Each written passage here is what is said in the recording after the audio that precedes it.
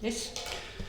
Lamadang Gambon Jambayung La Chaza Lo Kange Lodrö Thaye Nidra Namda Rapsalave Chinye Dungön Chichen Sech Nije Tukra Lebanon Zeng Kanda Sebe Tsunr Mare Mentam Dungye Chizeve Drosoi Gundai Puche Tarze Yendai Chuchu Yongden Song Rudra Chego Nyamo Nyelong Leje Chadron Roze Mare Musre Dumra Nyugu Chinye Chunze Rajunam Dene Daje Saju Tarse Yonde Luzo Yase Tubuku Chundrai Chudon Chunyi Jent Dalu Muze Jambe Yung Lai Namda Zurem Serge Saye Den Denze Bamir Linke Benze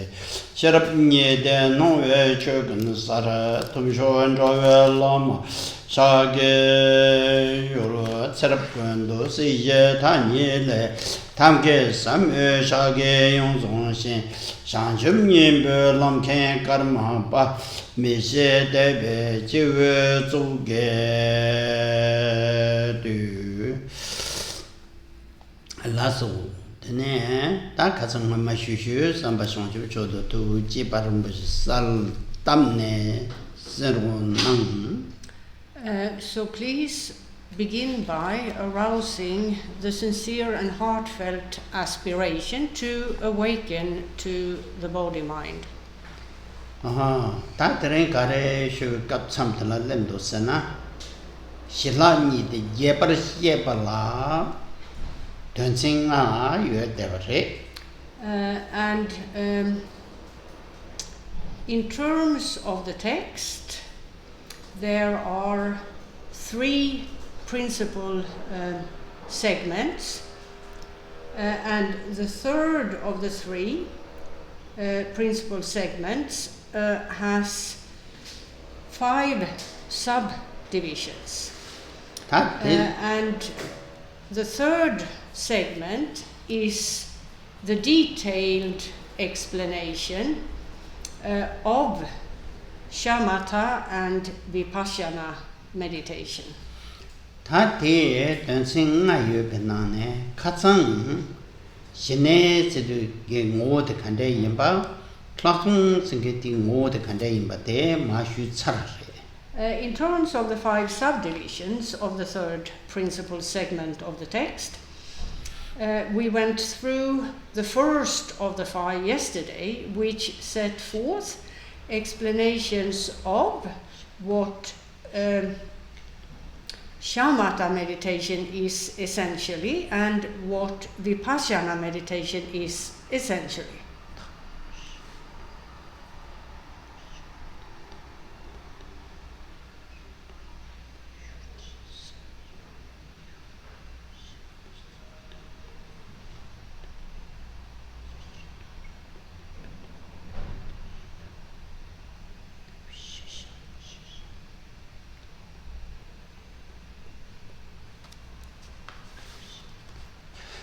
Teacher yonder that she ne so chigni pagel doa that the shamata say the inside lecture get all nge lejam she that turn to she said the resana that shuru yur zo da tre ro reshala sopa tilla ngazo sem de pa yin this sem yin balatene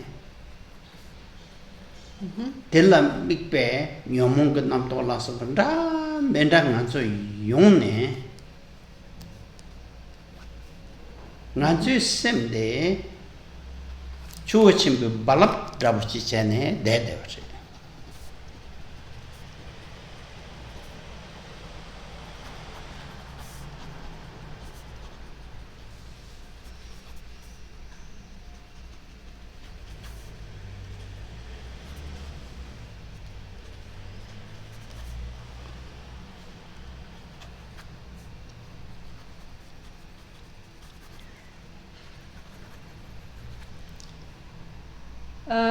So the names shamatha and vipassana are of the Sanskrit language. In Tibetan, shamatha is translated to shi ne. So the Tibetan name is shine. Now, if we continue with the Sanskrit name to begin with, shama means calm or pacified, and ta is abiding. So it's about a mindset which rests in or abides in a calm state. And if we take the Sanskrit the Sanskrit name in relation to the Tibetan name, Shama, would translate to Shiva, shortened to Shi in the name Shine, and Ta to Nepa, shortened to Ne, as to the name of this meditation, the Tibetan name being Shine. Teacher yonte nazo namshake semde la hiwashi zang yoma. Ah, sorry. Tack med Jason. Sorry, I forgot to add what Khenpo Rinpoche explained here. So, in general, as to the worldly mindset, you're looking at a mindset that does not rest in a calm state. In consequence of individuals being preoccupied with so-called object orientation, preoccupied primarily with objects of the five senses, and the mind entertaining ideas, notions, feelings, reactions, and so on, with respect to these sense objects. Thus, the worldly mindset is one of perturbation. It's perturbed by the afflictive, obscuring states that arise in effect of object orientation. And the simile given here to illustrate that perturbed mindset is the high waves of the ocean. The surface of the ocean, when high waves happen, is no longer still, is no longer calm. The waters are perturbed by the winds, and these high waves result. Chezang naransorge jula rang takche nangda. One semdi shivar ne metu kavre topa kavre rewa topa excuse me kavre dosha shedong tum tensu wang le jing royong de konsu namto ge ngol nga chudro do kare 남도 그 왕고라 인지 그 왕주름도 아마 어때 제대 대sem을 집으면 돼 자.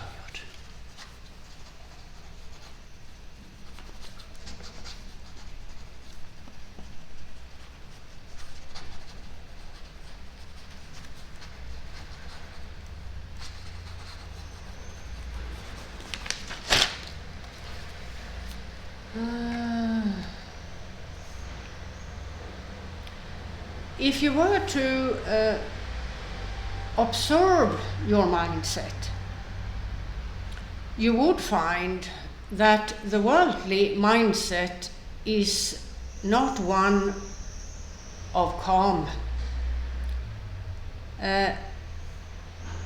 as to the worldly mindset, there are various mental events, as it were, which make for perturbation, such as hopes, fears, such as desire, anger, hatred, ignorance, plain stupidity, and the like.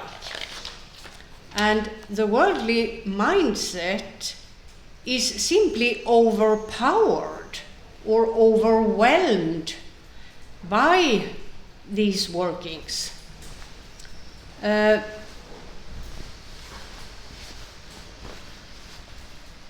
And thus, more or less, always or constantly in a state of perturbation. And a state of perturbation is then the opposite of a calm state.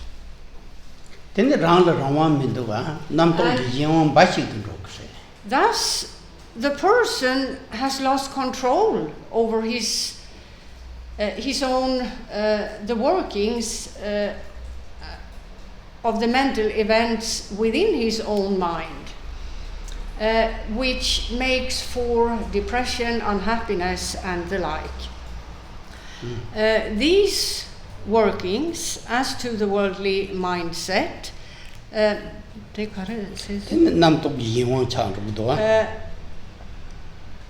make for the so-called individual being overpowered by object orientation and what results from object orientation.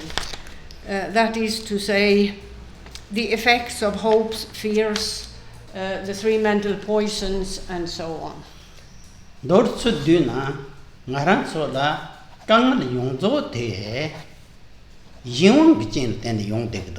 And so all our suffering, all our problems originate with this constant perturbation, which involves preoccupation with object orientation and the resulting reactions, feelings, thoughts, and so on in connection with object orientation. Thus, we're no longer independent individuals. Object orientation and its resultant sentiments makes for losing one's independence, losing control over the mindset, or with respect to one's own very mindset. One can't stop hatred as it happens, for example.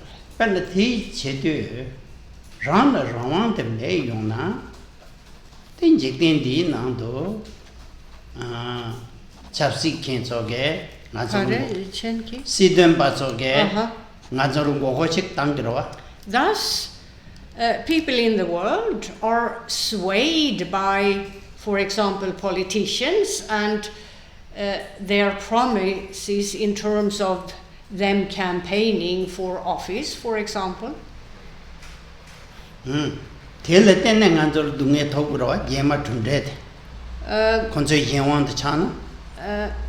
And if one lets the opinions of, for example, politicians or a political system, this is just an example, influence one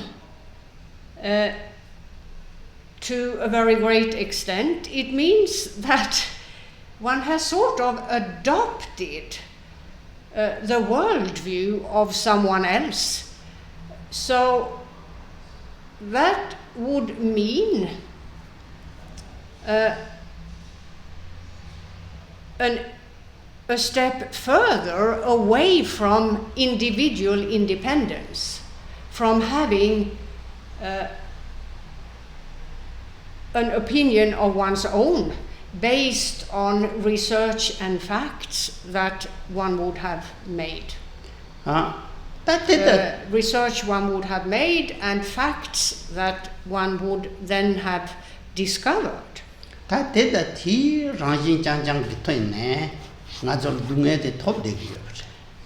because of letting oneself being influenced by other in this way and other ways, therefore we suffer a great deal. In the end, losing one's independence in this manner, that is to say, in the context of letting others tell you what you should think, as it were, then a great deal of suffering will result. Because it's not your conviction. It's not a conviction that you arrived at in consequence of research and so on, as to what you're told.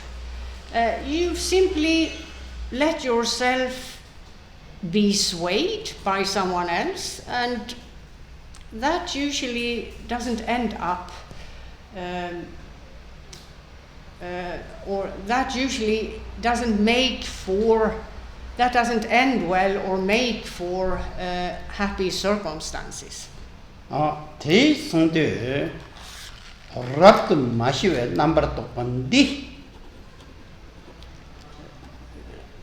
Raptu mashive namtok. Namtondi. Yang takba mikbachila.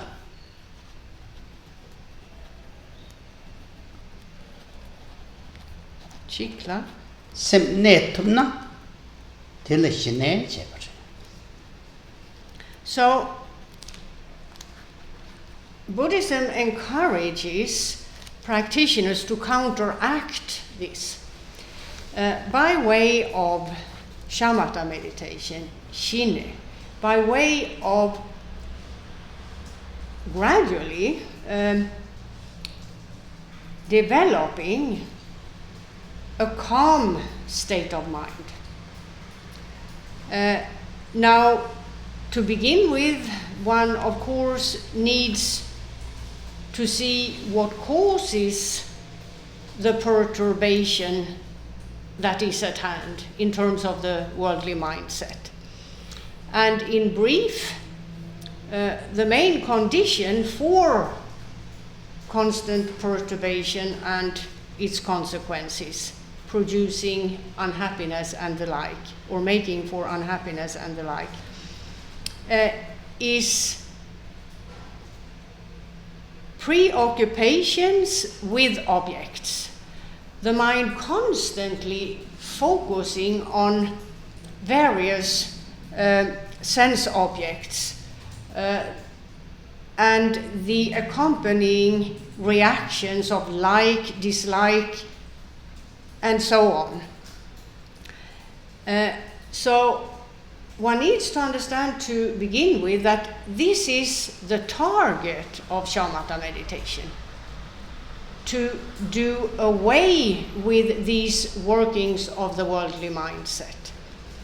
And this is done to begin with by way of the practitioner being taught how to develop one-pointed attention to just one correct object of meditation. And in this way, pacify the constant perturbation that is at hand with respect to the worldly mindset.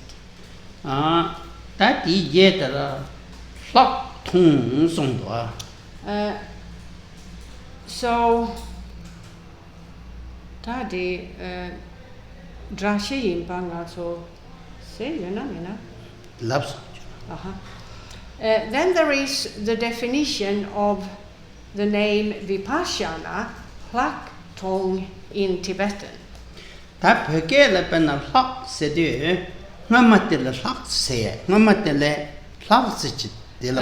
Tibetan word hlak, hlakpa,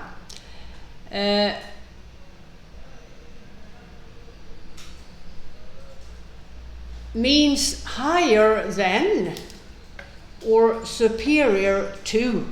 So it indicates something which is higher than or more advanced than, or which is superior to something else. Clark Tong said, Shineke Tonton Tille, Hakbaji Tongyare. And the word tong, tongwa, means to see, to know, to have insight of, and the like. And so the word laktong is about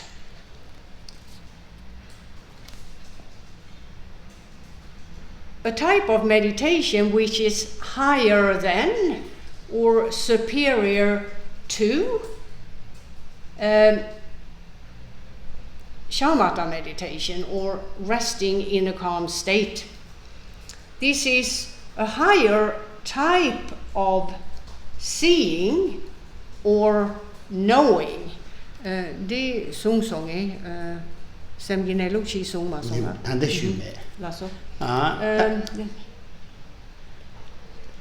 So in the translation,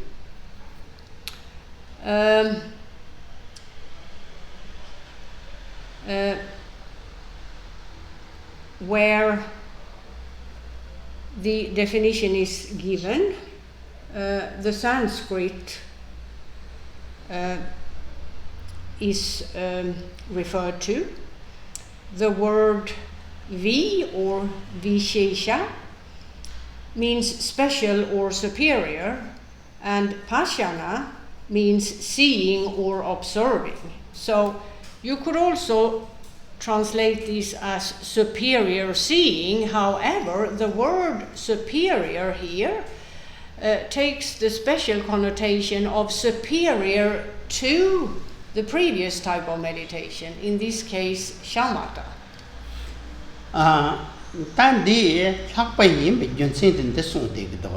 And one may then wonder what's the reason for this meditation method being superior to the previous meditation method.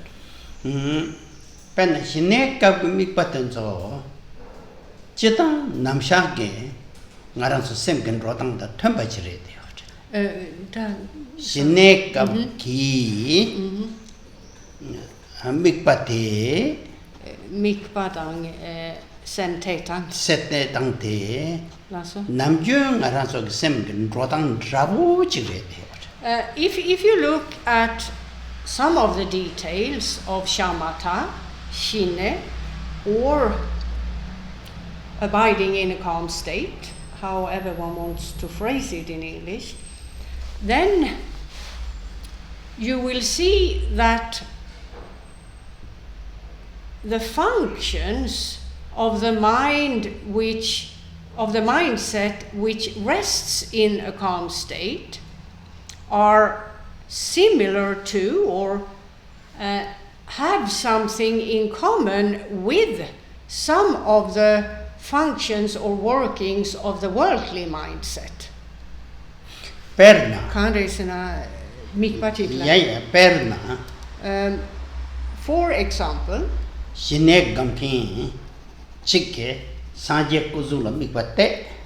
if we take the example of a practitioner training in shamatha meditation, this practitioner has taken as his object of meditation an image of the Buddha, either a statue or a painting.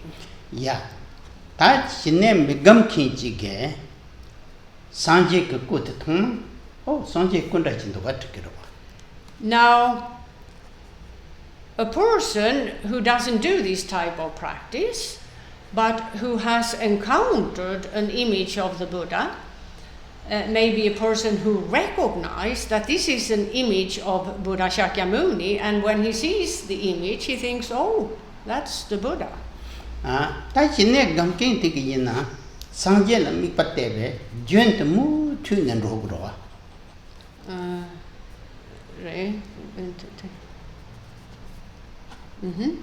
Junt Jongs. Jinne become.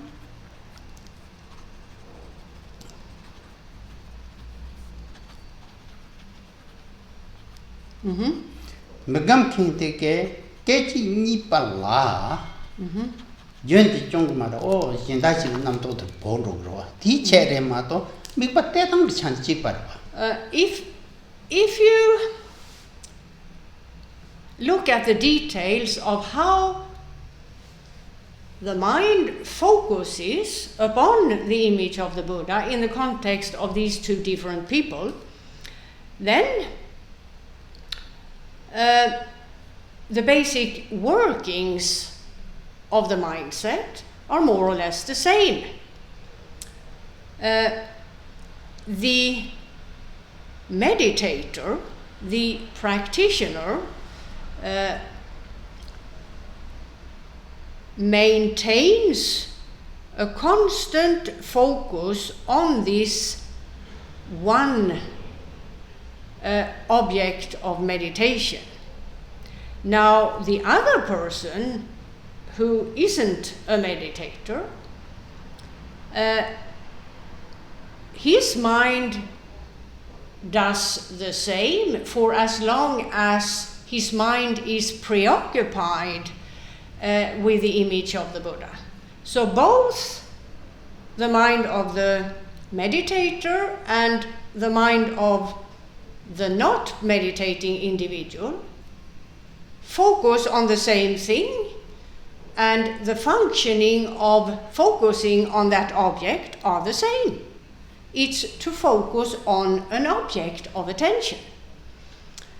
However, there is one difference, one marked difference between them.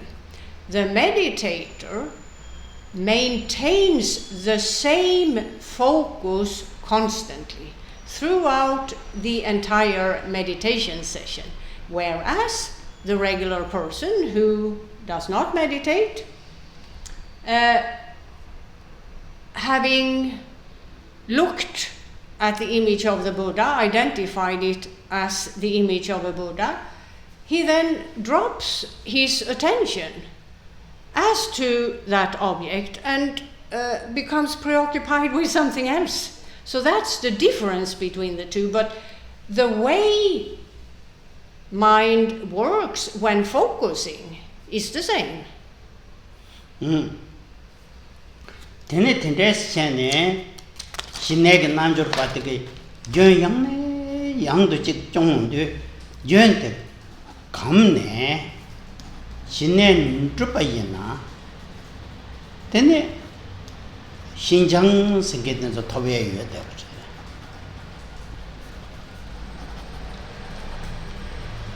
Now, if we go back to the meditator, the meditator who is sincere in his efforts, he will frequently focus on, for example, the image of the Buddha. And his sessions where he does this are about him training himself to keep a one-pointed attention of just that object, nothing else, with the purpose of calming the mind, calming thoughts of this and that, preoccupations with other objects, and resulting afflictive obscuring states and the like. And if the meditator does this to the point where he's actually able to, at will, rest in a one-pointed state of attention where thoughts of this and that have been calmed, at that point he has accomplished the purpose of shamatha meditation, because now he can at will rest in a calm state. Preoccupations with thoughts of this and that no longer overwhelm him, no longer take over his mindset. He is now, as it were, in control of his own mind and what happens within the mindset. And this is a level referred to as a state of thorough refinement by way of training.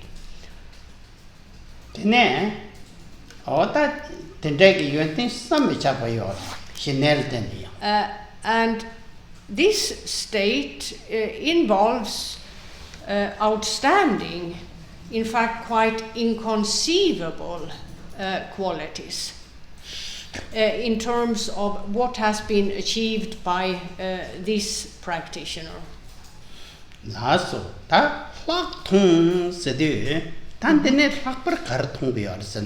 Then we have Vipassana, Hlak Tong in Tibetan, which is about so-called superior seeing, knowledge or seeing or insight superior to the same, but in the context of shamatha meditation.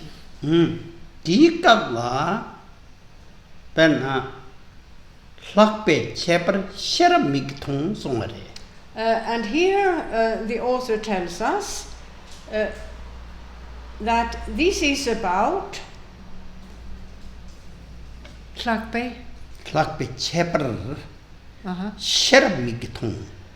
seeing the superior with the eyes of wisdom. So it's about a state of insight of mind's true nature.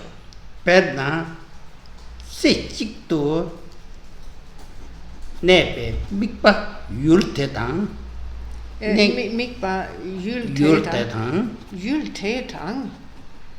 Mikpe Yultetang. Tetang Minking Shepa Nila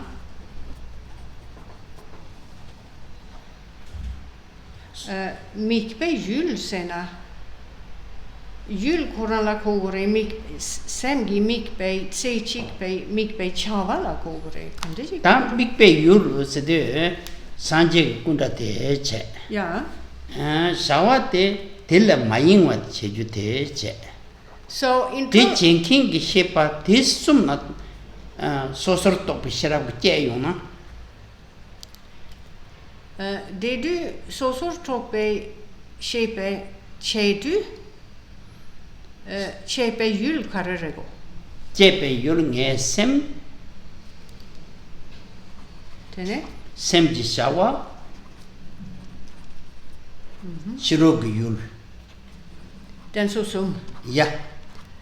Den så sum gi nelo tongwa segorave. Ja, det så sum nelo le jene rangin meve nesute goyong yorsta.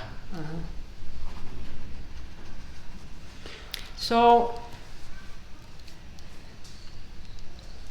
a short description would be the following. In terms of some more explanations of Vipassana or Hlak-tong, superior seeing, as it were. We first go back to resting in a calm state, which is, as was explained, about one-pointed attention of an object of meditation. That involves the object of the meditation, the working of the mindset, being the working called one-pointed attention, free from any kind of distraction, elsewhere. As well as the basic mindset. So you have this, a number of components that you look at here. You have the mindset which focuses Mayeng pa karesik sung mayeng bei chetu sung sung e. Maso. Mayeng wa chik sung sung. Chengben. You have a one-pointed focus, free from distraction altogether, and the object which has been, or which is a support for being able to develop this mindset, to attain this mindset of one-pointed focus.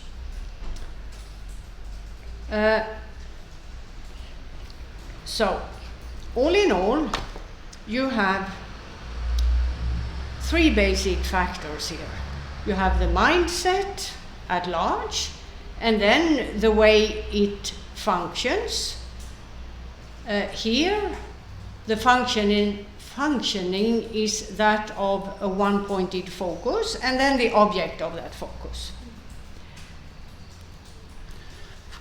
Mari. Then, in terms of comparing these to Vipassana, Plakdong in Tibetan, superior seeing perhaps in English, in the context of this meditation, that of Vipassana, what are the differences? Well, the differences are that in terms of Plakdong, you have, as was explained yesterday, both analytical meditation and resting meditation. And analytical meditation is to precede resting meditation.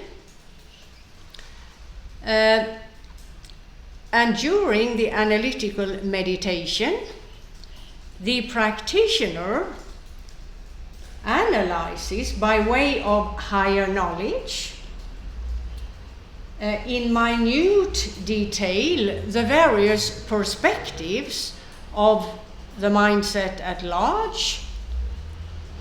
In this case, its action of a one-pointed focus and the object. And by way of analytical meditation here, or by the analysis done, the practitioner gradually comes to see the essencelessness of the mindset at large, of its specific action, here a one-pointed focus, as well as its object. The essencelessness, the absence of a real reality in any of those objects of analysis, is to begin with understood and then seen to the point where there is insight of the essencelessness of these perspectives. Dixon. Ta de che, ta di yetla nika gobe junsen de songyo sare. Then there is the third of the 5 subdivisions as to the third principal segment of the text. Ta de gobe junsen de. And it sets forth the necessity of both, that is to say, both shamatha and vipassana. Shine yaku chi yeba yina semde number 2 de pate ge wang masong cha gre. Now, the practitioner who has, to some level, achieved a capacity to rest in a calm state, that is to say, he has made progress in terms of shamatha meditation, this practitioner will, at least to some extent, have calmed the perturbation that would otherwise be present in his mind.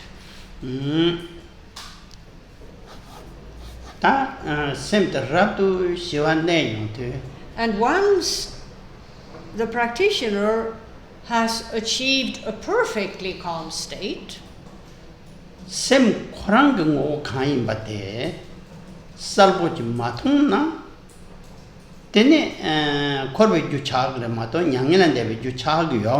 if at that point he doesn't use the calm state, the perfectly calm state he has achieved, for the purpose of gaining insight of the essencelessness of everything involved, then the meditation will not be a cause for attaining enlightenment. So shamatha meditation alone will not bring about liberation from constant rebirth in worldly existences. It may even become cause for yet other rebirths in various worldly existences. Da korveg ljusena da lasso. Tene penna korveg ljusena dadu tawe namton deshe. Now, what is the principal cause for rebirth in a worldly existence? Well, it's the notion of a self. That's the principal cause for that kind of rebirth happening. And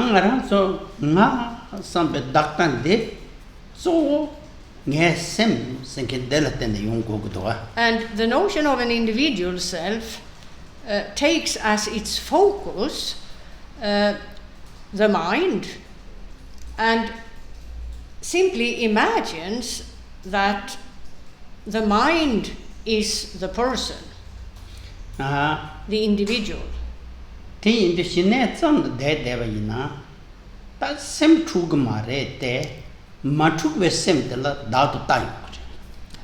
Now, a practitioner who has accomplished a calm state, as was described, but who does not also practice vipassana, who does not use the calm state for the sake of seeing no self, that person rests in a calm state, yes, however, accompanied by the notion of a self. So the calm state, the mindset, is seen as having a real reality in terms of an individual self. So shamatha meditation alone will therefore not bring about liberation from rebirths in various worldly existences.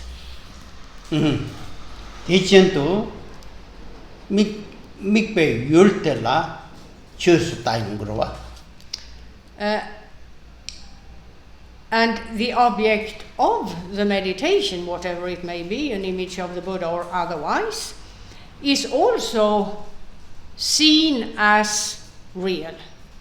So there is a notion of a real reality in both the individual and all other things, accompanying that calm state.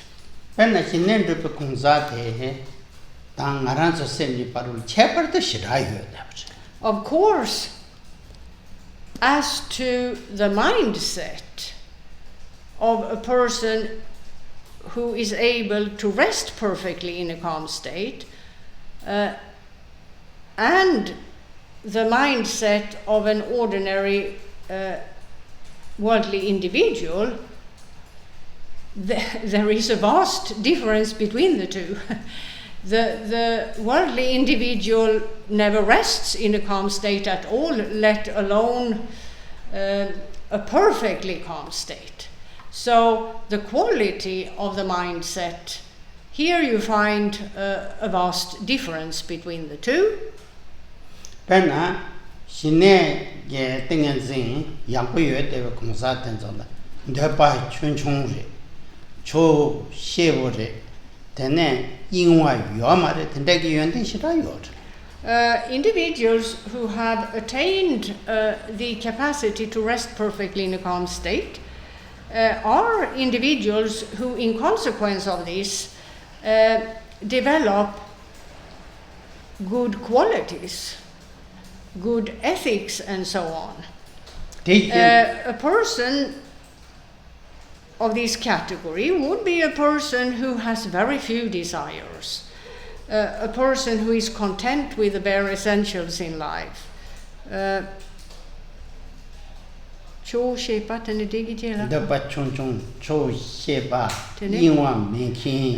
person who isn't swayed by the opinions of others, for example, politicians and others, or preoccupied with this and that. It's a calm and collected person who has this capacity to perfectly rest in a calm state, and therefore good qualities will manifest. However,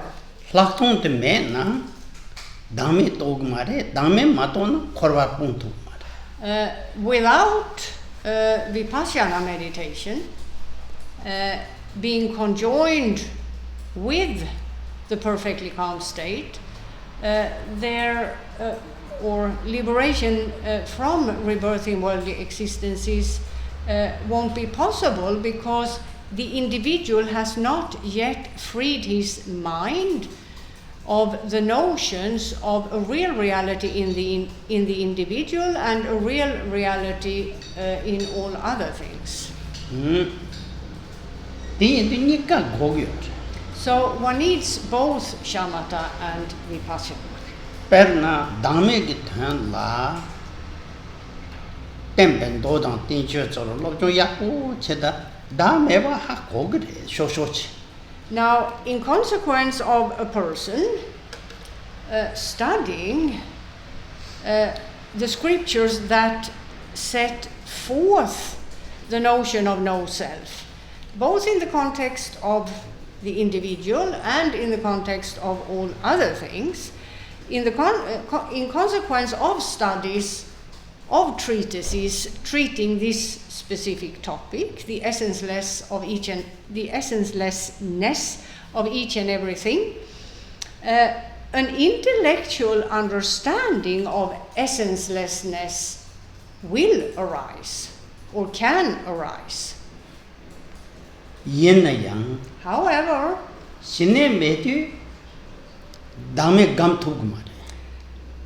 without the capacity to rest in a perfectly calm state, this person, in spite of his intellectual knowledge of no self in its two perspectives, isn't able to develop that understanding further in terms of insight of that both the individual and all other things are essenceless, insubstantial, and unreal.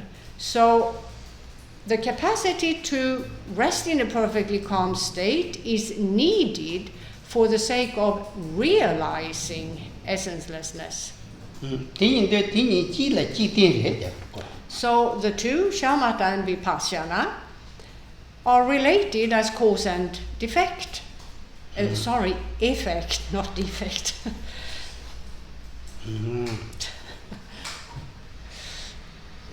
Lasso, tene, ta kawale song subject yibatel lesson. Then there is the fourth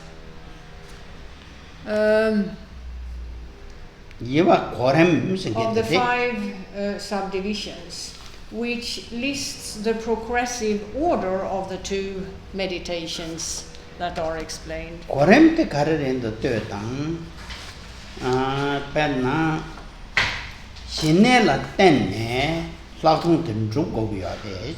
So the progression is from support to that which is supported. So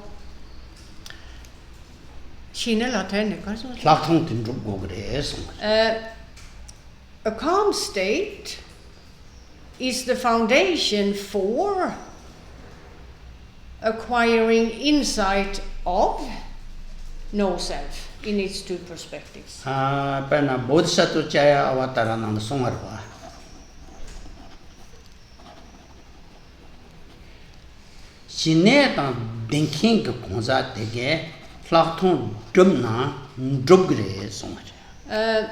The author of the Bodhicharya Avatara says,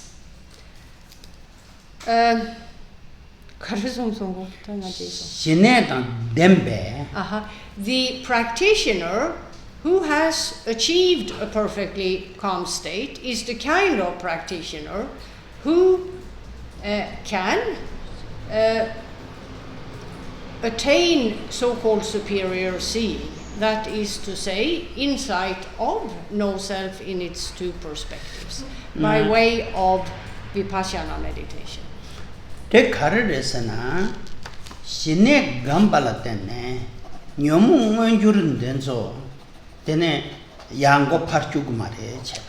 Why? Well, one of the reasons is that by way of shamatha meditation,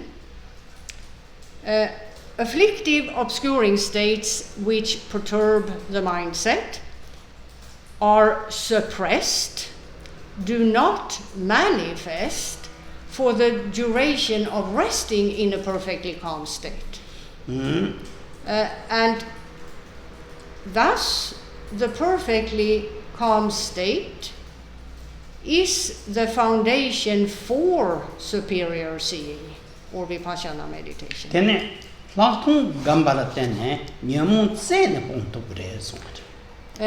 Then, by way of the various methods involved in vipassana meditation,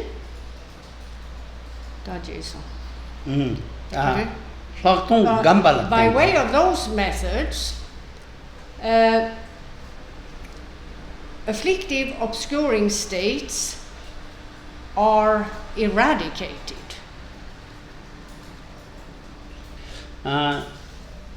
Uprooted.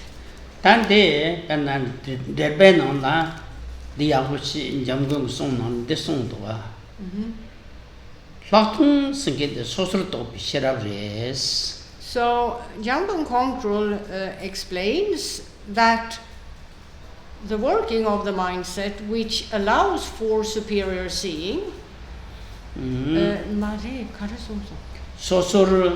is the higher knowledge which analyzes in minute detail the various perspectives of both the individual and all other things, in order to arrive at insight of their essencelessness.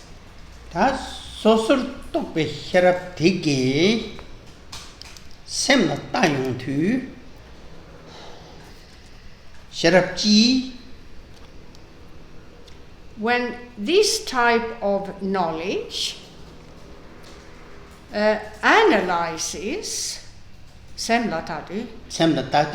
mindset in terms of its nature, its workings, its various perspectives, and the like, then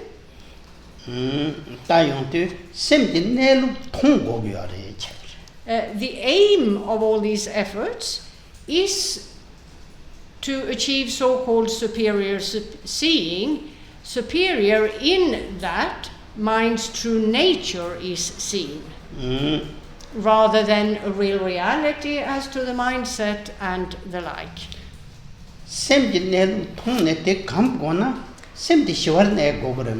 Now, in order to stabilize, as it were, that insight, so that it in the end becomes final or permanent,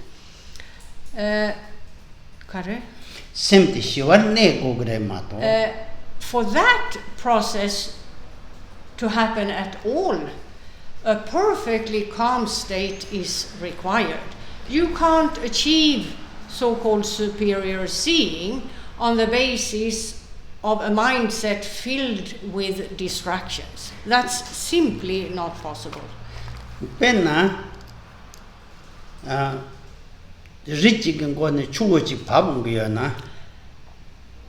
If you think of a waterfall falling from a high altitude,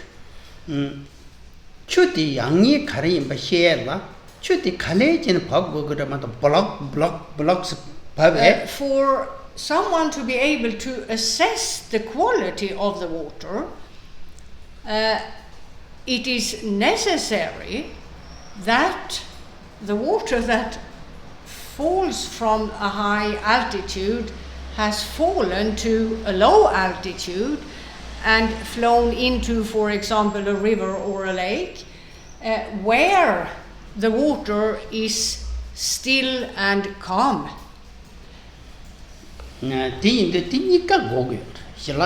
So, in order to achieve the goal here, one needs to achieve both a perfectly calm state and superior seeing.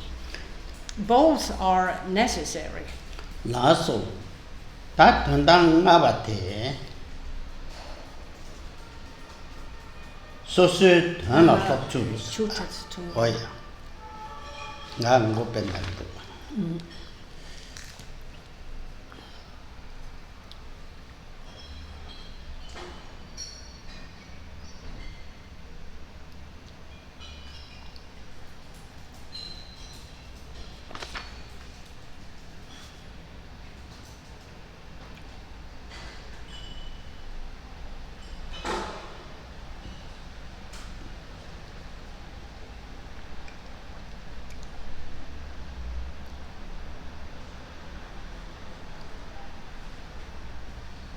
That's all.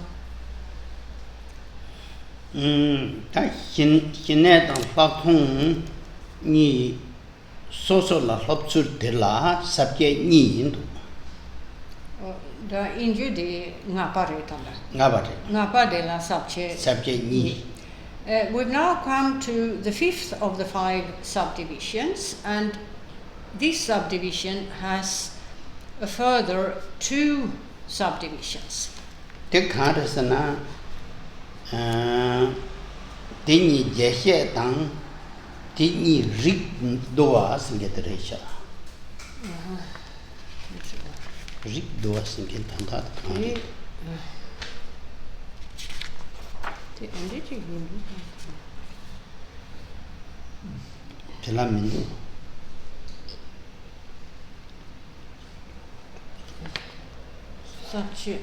Ni ser du på det då va? Skinner det va? Skinner hela. No, remido. Shilanika jeshe tene inna tene jeshe chikmindu tena. Alla köri det rona. Ni pani ngetsi yang skinner. Det marina. Lugn det tar som skipa, ngapa. Den ngapa det va? Ngapa så den la lopet sur skipa lani. Så den jepar skipa. Tang chirik doldu wow. Shilani charvi. Ja. Det åt den skinne jeshe då. Ngapa så den la lopet sur. So the fifth subdivision is about the training in each particular practice as to the practice of shamatha and the practice of vipassana. And here you have another or two further subdivisions.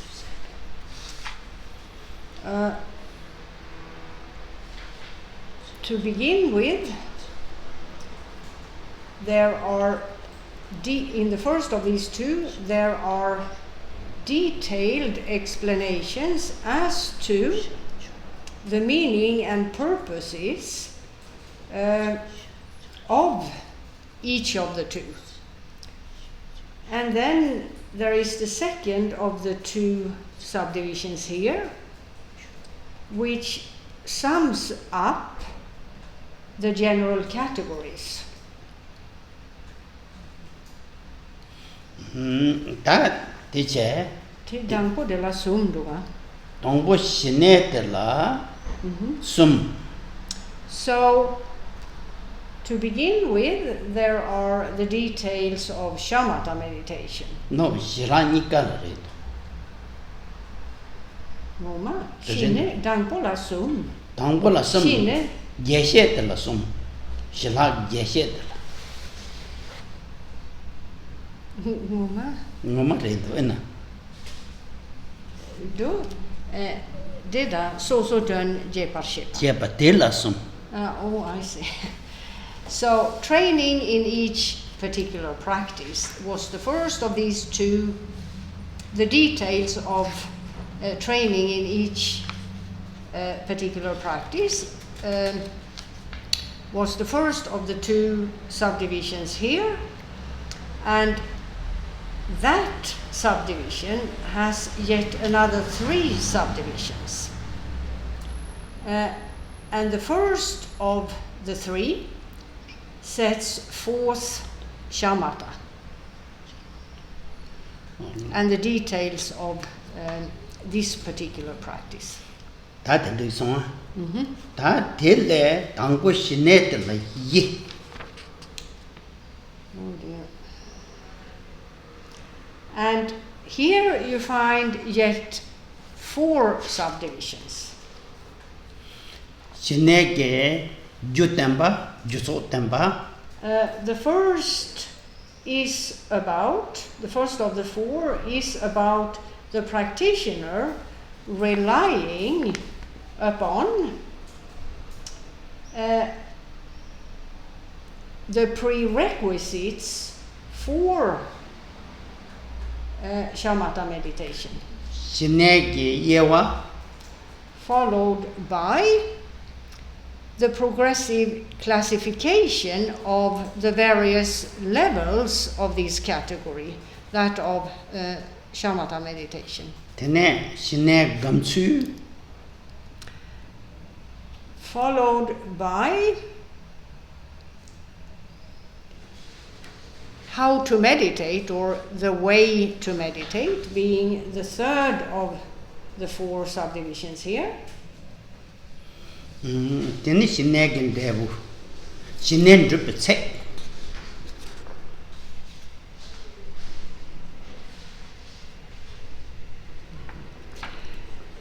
Followed by the subdivision which tells the reader about the benefits of shamatha meditation, as well as the criteria for having accomplished shamatha meditation by way of one's efforts in meditation.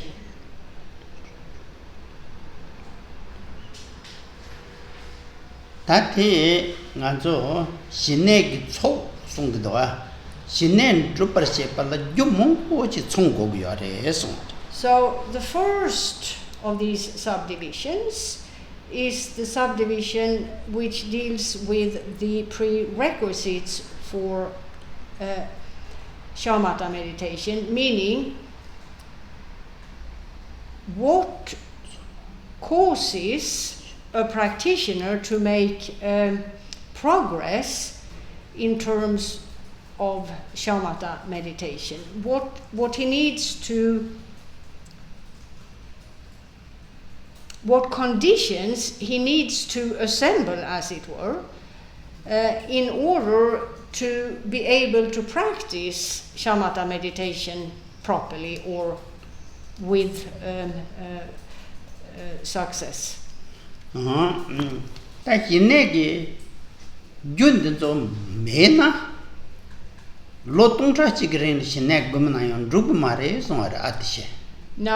the well-known Indian Buddhist master Atisha explained that a person who does not assemble those conditions, the conditions that are necessary for accomplishing shamatha, even though that person may meditate, or even though this person may engage in shamatha meditation for 1,000 years, he cannot accomplish that perfectly calm state. The prerequisites are a must.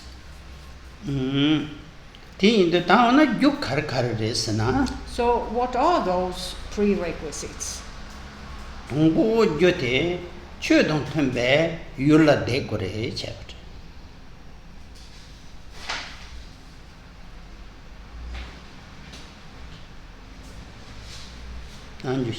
Shinne solten mitun shokundor. Min shokundor tembe yulne deshong choshi shin. Dan body mitun be chode pangogmare. Minten shok kanga pungurita tenshok minten shok re deoro. Den so chikre ni mare. Tani che hianan degindo.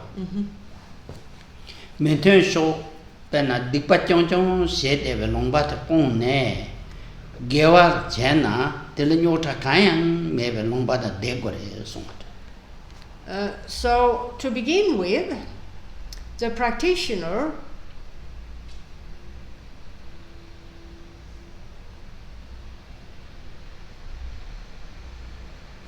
in terms of him relying on the conditions conducive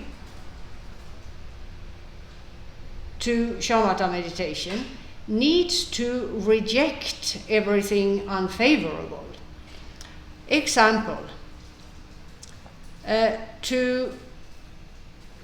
if a person who wants to practice shamatha meditation lives in an area of strife, a place where a lot of non-virtuous actions happen in the society, it is necessary for him to leave, to move away from that area and settle in a favorable area. That is to say, an area where those who live there practice virtue and the like. So one should not remain in an area of strife, as it were, strife of any kind.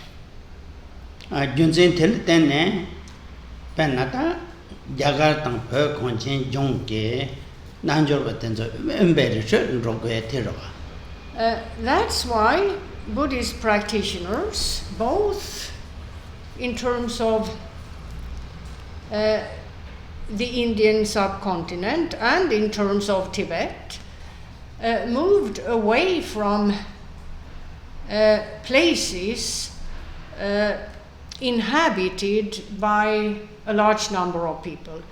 Their preference was to take up residence in a place of solitude.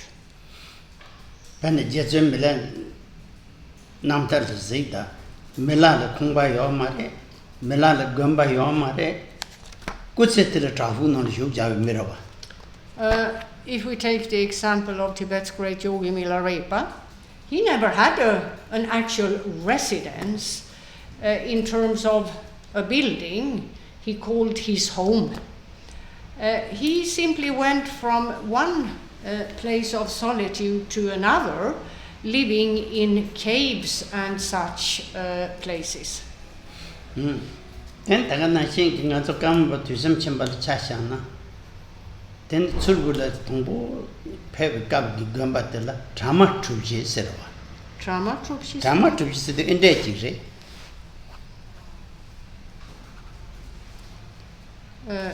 Satya Dendigi Chechung. Ya Kumba, Koran uses some quantal. Jindum Jijan, Shung Sichiot. Kutotang Purva. Red and then Jeju. Or Gomkang Didu. So, if we take another example, that of the first Karmapa, Dusum Khenpa, one of the main seats of the Karmapas in Tibet is Tsurbu Monastery. Now, when the first Karmapa came to this area, he was the kind of practitioner who went from one place of solitude to another, and at the time the Tsurpu valley was not inhabited, it seems, and he simply made a small meditation hut which in terms of square meter could have been perhaps 2 square meters. Enough for him, a space large enough for him to be seated in meditation with a small roof and some walls to protect from wind, rain, and the like. And that meditation hut is still there at the place of Tsurpu Monastery. The Chödrak Thaye the Langone Shivayu Kinchigdan, then that is so a person who practices the Buddha Dharma, in order to be able to practice successfully, the individual needs to live in a calm place. The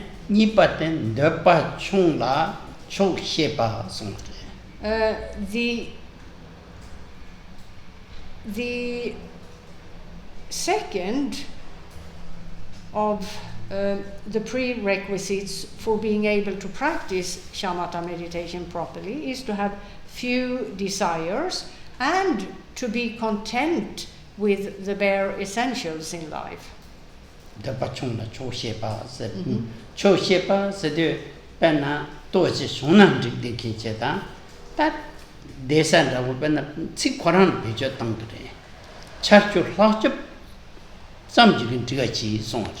du sjunga det? Charchum Fosa, Chava Pound, the Nana Menjusa